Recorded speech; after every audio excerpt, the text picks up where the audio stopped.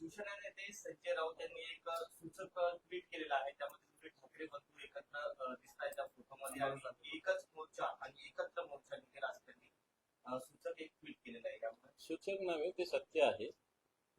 मोर्चा एकत्र निघणार आहे तेव्हा ते सूचक नव्हे, तर ते सत्य आहे. हे पहा, हा मराठी माणसासाठी किंवा मराठीसाठीचा मोर्चा आहे. दोन्ही ठाकरे बंधू एकत्र यावे इथं महाराष्ट्रातल्या तमाम जनतेची इच्छा अपेक्षा आहे. मला वाटतं ते येतील, परंतु आजच्या घडीला जे महाराष्ट्रामध्ये हिंदीचं सक्तीकरण करण्याचा प्रयत्न मोदी शहांचे महाराष्ट्रातले चमचे हा प्रयत्न करतात, मला वाटतं हा हाणून पाडला पाहिजे. हिंदीला विरोध असण्याचं कारण नाही, पण हिंदीची सक्ती याला 100% विरोध आहे. मराठीची गळचेपी करण्याचा हा प्रकार आहे आणि म्हणून मराठी म्हणून हा मोर्चा निघत असताना महाराष्ट्रातल्या आणि मराठीची व्याख्या तशी व्यापक आहे. महाराष्ट्रात जो राहतो तो मराठीच आहे. आणि म्हणून या सर्व बांधवांनी या मोर्चात सहभागी होण्याचं आव्हान मला वाटतं आम्ही सगळे करतोय. आणि त्याच्यामुळे याला काही वेगळं अर्थ सूचक असं न करता हे सत्य घटना आहेत, सत्य सगळं होणार आहे, सत्य सगळं करायचं. या निमित्तानं विचार आणि मन एकत्र आले आहेत असं समजायचं का, आणि ती पुढच्या राजकीय एकत्रीकरणाची नांदी असेल का? काही हरकत नाही असं व्हायला. विचार आणि मन तसे वेगळे असायचं काही कारण नाही, ते एकच आहेत. आणि आपली जी अपेक्षा आहे तसं व्हायला काही हरकत नाही असं महाराष्ट्रातील तमाम जनतेला, फक्त शिवसैनिकांना किंवा मनसैनिकांना नव्हे तर महाराष्ट्रातील तमाम जनतेला हे असं वाटतं. तुम्हाला काय वाटतं? मला शिवसेनेला संपूर्ण कार्यकर्त्यांपासून म्हणजे महाराष्ट्र तळागाळातल्या कार्यकर्ते शिवसैनिकापासून ते मुंबईपर्यंत त्यांना काय वाटतं की हे एकत्रीकरण व्हावं आणि त्याचा राजकीय दृष्ट्या महाराष्ट्रासाठी किंवा शिवसेनेसाठी फायदा होईल? हे पण राजकीय दृष्ट्या काय व्हायचं ते होऊन जाईल. चांगलं होईल, वाईट होईल, भलं होईल, वाटोळ होईल, जे व्हायचं ते होईल. पण एक मराठी म्हणून सगळ्यांनी एकत्र राहिलं पाहिजे ही भूमिका, आणि त्यातल्या त्या ठाकरे बंधूंनी सुद्धा एकत्र राहिलं पाहिजे ही भूमिका मला असं वाटतं काही माझी एकट्याची नव्हे तर तमाम महाराष्ट्राची माझी तीच भूमिका. आता या सगळ्या प्रक्रियेवर महाराष्ट्रभर चर्चा सुरू झाली. आता दोघं एकत्र येणार, तुम्ही पण त्याच्या पद्धतीनं हे करताय. आता सत्ताधारी मात्र यावर विसरतील का? मला वाटतं त्यांना बिथरवण्यासाठी किंवा त्यांना फक्त त्यांच्यावर टीका टिप्पणी करण्यासाठी हा मोर्चा नाही. आणि आम्हाला ते बिथरतील किंवा नीट व्यसन घातल्यावर जसे राहते तसे चालतील त्याच्यापेक्षा मराठी माणसाचं आणि महाराष्ट्राचं हित महत्वाचं आहे. आम्ही काय कोणाला बिथरवण्यासाठी कोणाला त्रास देण्यासाठी नव्हे, तर या महाराष्ट्रातील तमाम जनतेच्या अपेक्षा त्या दृष्टीनं काम करावं या हेतून या सगळ्या भूमिका होतील असं मला तरी वाटतं. या ठाकरे बंधूंच्या सोबत येणार शरद पवार ठाकरे बंधू एकत्र आले तर चांगलंच असतं. मला असं वाटतं एक शरद पवार साहेब या महाराष्ट्रातले ज्येष्ठ आणि श्रेष्ठ म्हणायला काहीच हरकत नाही असे नेतृत्व आहे. ते पक्षाच्या पुढे जाऊन विचार करणारे नेते आहेत आणि ते ठाकरे घराण्याशी सातत्यानं नुसतं आताच्या पॉलिटिकल महाविकास आघाडी पुरतं नव्हे तर आधीपासून आहे. आणि मला असं वाटतं त्यांच्या अशा पद्धतीने इच्छा अपेक्षा असणं ह्या एकदम मला असं वाटतं योग्य आहे. आणीबाणीच्या काळात संविधानाच्या प्रस्तावनेत समाजवाद आणि धर्मनिरपेक्षता हे शब्द जोडले गेले. दोन्ही शब्द असावेत की नको या संदर्भात विचार करायला हवा अशा पद्धतीची मागणी संघाचे सहकार्यवाहक दत्तात्रय भुजबळ यांनी केली. त्याचाच अर्थ घटना बदला असं स्पष्ट आहे. घटनेतल्या शब्दाचा विचार करणं मला असं वाटतं भारतीय जनता पार्टीच्या घटनेत सुद्धा हा शब्द लिहिलेला आहे. पण भारतीय जनता पार्टीची घटना सोडून द्या, परंतु राज्यघटनेत अशा पद्धतीनं समाजवाद किंवा धर्मनिरपेक्षता हा बदलून तुम्ही काय करणार आहे? जातीयवाद करणार आहे, धर्मवाद करणार आहे, भांडवलशाही करणार आहे, हे सुद्धा स्पष्टीकरण होण्याची आवश्यकता आहे. आम्ही जे म्हणतो की यांना घटना बदलायची आहे त्याच हेतूने हे विधान दिसतंय. एक स्थानिक प्रश्न आहे. सध्याचे खासदार संदीपान गुंभरे यांच्या ड्रायव्हर सालारजंग कुटुंबानं 3 एकर जागा गिफ्ट दिलेली आहे. आणि त्याची किंमत ही नुसार 1.5 कोटीची काय सांगताय. आणि त्याची मूळ बाजारात किंमत ही 350 ते 400 कोटी 500 कोटी असतात. त्याचं काय प्रकरण आहे मला माहित असेल.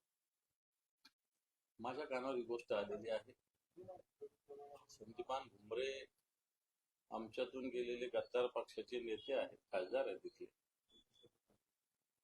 आणि आम्ही बघितलं एक साधा ड्रायव्हर ज्याला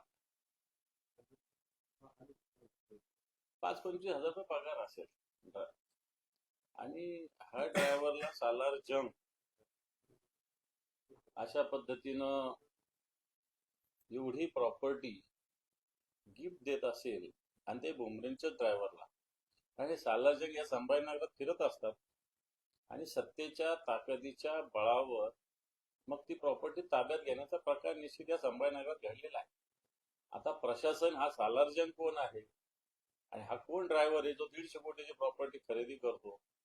मग तो 150 कोटीची प्रॉपर्टी भुमरे साहेबाचा ड्रायव्हर खरेदी करत असेल तर मला असं वाटतं मला ती या सगळ्या गोष्टीचा जनतेनं विचार करण्याची आवश्यकता आहे. आणि कशा पद्धतीनं लूट, ही लूटच एका हिशोबाने. मागे शिरसाड्यांचं प्रकरण आलं, आता भुमरेंचा विषय आलेला आहे समोर. जनतेनं विचार करा. कालच्या स्टेटमेंट तुम्ही बोलला ना बबनराव लोणीकर विषयावर. मी बोललेलो आहे, कारण बबनराव लोणीकर म्हणजे ब्रिटिशाची सुधारित आवृत्ती आहे. आणि भारतीय जनता पार्टीच्या आमदारांची, खासदारांची, नेत्यांची जी मनोवृत्ती आहे ती सगळे यांच्याच बापाचं. बूट म्हणे तुमचे आमचे आम्हीच दिले, कपडे सुद्धा मोदीचेच आहे. आणि या मोदीनं आणि या भारतीय जनता पार्टीच्या देशाला भिकेला लावलेलं आहे. आताच्या घडीला त्यांनी सांगितलं 6,000 रुपये तुम्हाला बी घ्यायला येईल. बियाचे भाव काय जरा जाऊन बाजारात बघा. 4,500 रुपयात एक ताट जेवायला इथं दिलं जातं विधान भवनात, आणि तर 6,000 रुपये बी बियाणं देतं तर फार उपकार होतात का? कोणाचे पैसे? जनतेचे पैसे. आणि म्हणून अशा पद्धतीने जी मस्ती माजुरी वृत्ती आहे मला वाटतं जनतेने ठेचून काढली पाहिजे. शक्तीपीठ रस्त्याविरोधात 1 जुलैला मोठा रस्ता रोको आंदोलन वाढेल असं चित्र. तेव्हा शक्तीपीठाचा मार्ग जनतेची इच्छा नसताना तो थोपवला जातो. कोट्यावधी रुपये त्याच्यावर खर्च केले जाण्याची शक्यता आहे. कारण चांगली जमीन जिच्यात चांगलं पीक आताच्या घडीला येतं अशा जमिनी अधिकृत करून हा रस्ता थोपवण्याचा प्रयत्न आहे. आत्ताच्या घडीला नागपूर रत्नागिरी हा महामार्ग अतिशय पॅरलल चांगला मार्ग आहे. असा असताना हा शक्तीपीठाच्या नावावर मला वाटतं जनतेला आणि विशेषतः शेतकऱ्यांना गंडवण्याचा प्रकार आहे. याच्यात काही नाहीये. याच्यात सरकारच्या काही लोकांची वृत्ती कशी आहे, एकीकडे आता भूसंपादन करत असताना काही त्या भागामध्ये काही धनदांडग्या लोकांनी सरकारच्या काही अधिकारी आणि मंत्र्यांच्या मार्गदर्शनानुसार मोठ्या मोठ्या जमिनी घेतलेल्या आहेत. या जमिनी स्वस्त दरात घेतलेल्या आहेत. नंतर ह्या जमिनीचं ऍक्विजिशन मोठ्या दराने होणार, म्हणजे त्यांचे काळ्याचे पांढरे होणार. नंतर रस्त्याचे टेंडर दिले जाणार. मग रस्त्याला लागून अन्य सगळ्या गोष्टी त्याचे ऍडव्हान्सेस घेतले जाणार, जे मागच्या काळात या महाराष्ट्रात घडलेले आहे. आणि मला वाटतं याच्यावरती फार यांना शक्तीपीठाच्या विषयी फार कळवळ आहे अशातला काही भाग नाही. शक्तीपीठ सुला गावगावचे मंदिरांची काय परिस्थिती ते बघा. गावगावचे सगळे जे आपल्या महाराष्ट्रातली जी स्थिती त्याची नीट स्थिती बघा. परंतु शक्तीपीठाच्या नावाखाली स्वतःची खळगी आणि शेतकऱ्यांना रस्त्यावर आणण्याचा प्रकार महाराष्ट्राचं सरकार करतंय आणि निश्चित याला विरोध आम्ही सगळे मिळून करणार आहोत. काल बबन लोणीकरांचं विधान तुम्ही ऐकलं होतं, तुम्ही ट्विटही केलं होतं. आता त्यांच्या पदवी सुद्धा बनावट असल्याचं बोलत बबन लोणीकर. आता मी त्या पदवी वगैरे विषयी बोलणार नाही. त्यांच्या देशाच्या पंतप्रधानाचीच बनावट येतं. बबनरावशी काय घ्यायचा विषय? पंतप्रधानाच्याच पदवीविषयी बनावटपणा आहे तर त्यांचे खालचे जे चमचे चुमचे यांच्या पदव्या त्याच्यापेक्षा महाबनावट असणार आहे काही सांगण्याची गरज नाही. परंतु त्यांची वृत्ती जी आहे ती माजुरपणाची, मस्तीची आहे, ती मला वाटतं जनता चिरवेल. महापालिकेच्या भूखंडाची मुंबई महापालिका उत्पन्न वाढीसाठी विक्री करणार आहे. 1152 कोटींना विक्री करण्याचा निर्णय घेण्यात आला. कसं बघतो तुम्ही? नाही, खरं तर महापालिकेचे भूखंड अशा पद्धतीनं विक्री करणं चुकीचं आहे. आत्ताच मुंबईला जागा नाहीये, लोकांना मुलांना खेळायला जागा नाही, वृद्धांना ज्येष्ठांना बसण्यासाठी जागा नाही, आणि असं असताना ह्या जागा तशा पद्धतीनं डेव्हलप करण्याच्या ऐवजी अशा पद्धतीने देणं हे चुकीचं आहे. चित्रपटांचं अनुदान सरकार देतं मराठी चित्रपटांना खास करून 255 चित्रपटांचं अनुदान रखडलेलं आहे. सांस्कृतिक खात्यानं निर्णय घेतला, अंमलबजावणी शून्य आहे. निधीच नाही सरकारकडे. सरकारच्या तिजोरीत खळखळाट आहे एकदम. नुसतं सांस्कृतिक विभागाचं नाही, तुम्ही ज्या कोणत्या डिपार्टमेंटचं नाव घ्या, मी त्याचं डिटेल तुम्हाला सांगतो की त्या डिपार्टमेंटची स्थिती ओसाडगावची पाटील की खऱ्या अर्थानं राज्य सरकारची तिजोरी आताच्या घडीला झाली.